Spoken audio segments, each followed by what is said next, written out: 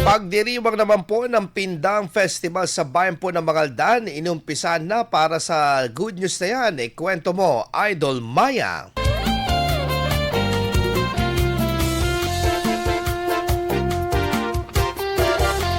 Festival season na naman at pagpasok ng buwan ng Marso ay siya namang pagbubukas ng isa sa mga pinakamalaking kapistahan dito sa lalawigan, ang Pindang Festival ng Mangaldan. Opisyal nang nagsimula ang Pindang Festival sa isinagawang Civic Parade umaga nitong Lunes, March 2, 2026 sa pangunguna ng Mangaldan LGU.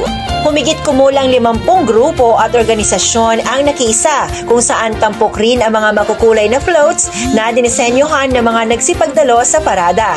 Pagkatapos nito ay itinuloy ang kasiyahan sa Mangaldan National High School kung saan nagkaroon ng Marching Band School Exhibition.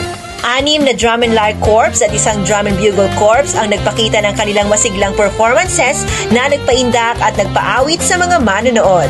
Sinundan naman ito ng mass field demonstration ng mga mag-aaral ng MNHS na masiglang inaliw sa kanilang dance performance ang mga nagsipagdalo.